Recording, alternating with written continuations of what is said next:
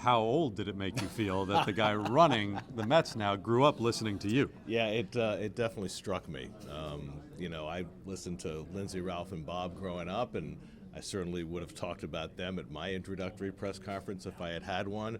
But to have David Stearns mention me as, one of his childhood memories regarding the Mets, it's a little humbling, but also, it makes me look at my Medicare card. Gary, we've talked about this all the time with you, that you grew up in the upper deck, and this was a dream once you realized that you weren't going to be the shortstop. Just on a human level, is there something when you look at David Stearns that you can connect to emotionally to understand what he's probably going through right now? Sure. I mean, I never aspired to be the president of baseball operations of the Mets. I wouldn't have aspired to it then, and I certainly wouldn't now. But, there's something about coming to your childhood team. And it's great that David had the experience working for several other organizations, but there's nothing like being a part of the fabric of the team that you grew up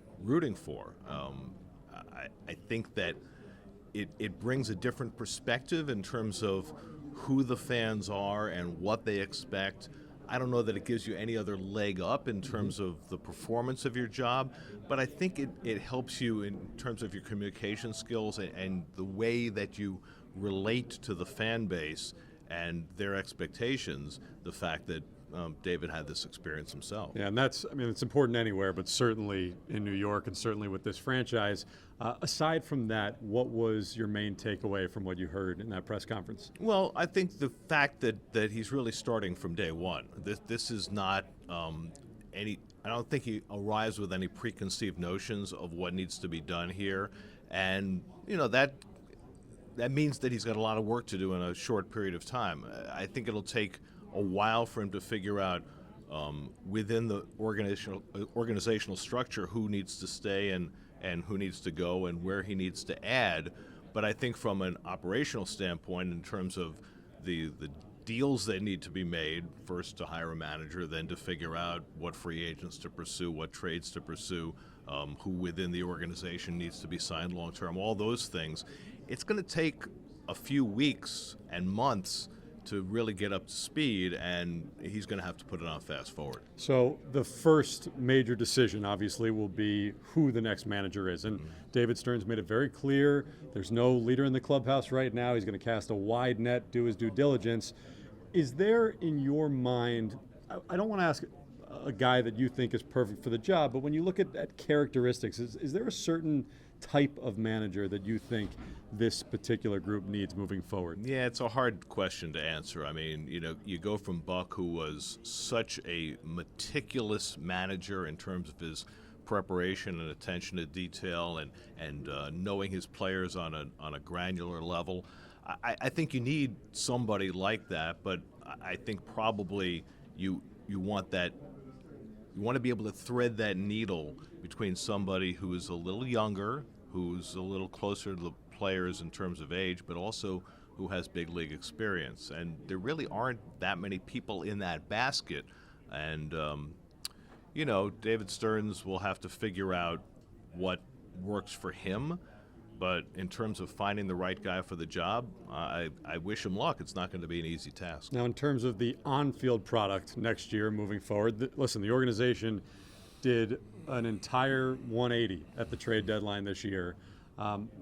With the infusion of top-end prospects that are in the system now, with a guy like David Stearns now heading up baseball operations, where do you feel this organization is? How do you feel about the state of the franchise, not just for next year, but the sustained success they hope to gather? Well, certainly the money they spent to pick up the contracts for guys like Scherzer and Verlander, et cetera, allowed them to bring in organizational talent that will certainly bear fruit over the next few years. And I think in terms of the position player component of this team, I think that there's really not that much that needs to be done. You've got a really good core with Nimmo and Alonso and McNeil and Lindor. You've got exciting young players coming up through the system, and you've got good complementary players. certainly Alvarez has won the job of being the catcher going forward, but also you have depth at that position below. The number of middle of the field prospects that they brought back and that are coming through the system is exciting. So I think they're okay from that standpoint, but the pitching obviously needs to be figured out.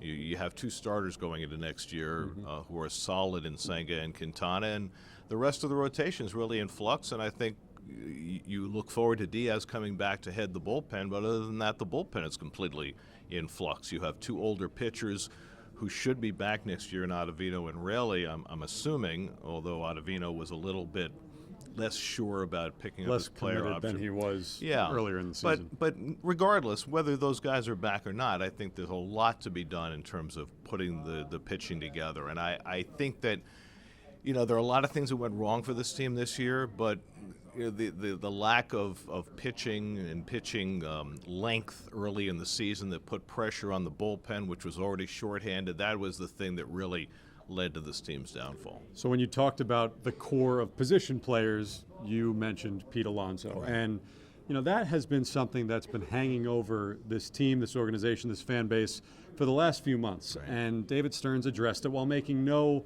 proclamations about any sort of long-term extension. He did say, I fully expect Pete Alonso to be the opening day first baseman next year. What did you make of the way he addressed that situation? Well, it means he's leaving his options open. It doesn't mean that Pete won't be traded, but I don't think he will be.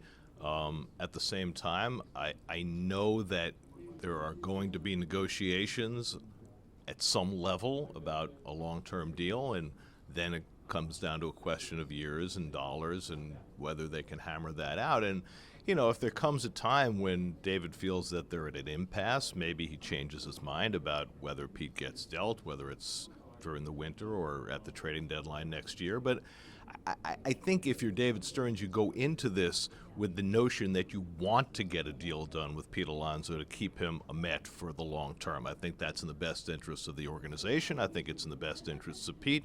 It's all a matter of what the cost and the years are going to be. Gary, what are we doing tomorrow? Well, you're getting ready for your next Jets game, and I am going to be playing with a basset hound. All right, so Gary and I will get together then on Wednesday. Tomorrow we will take the day off. He's Gary Cohen. I'm Steve Gelbs. That'll do it from us out here.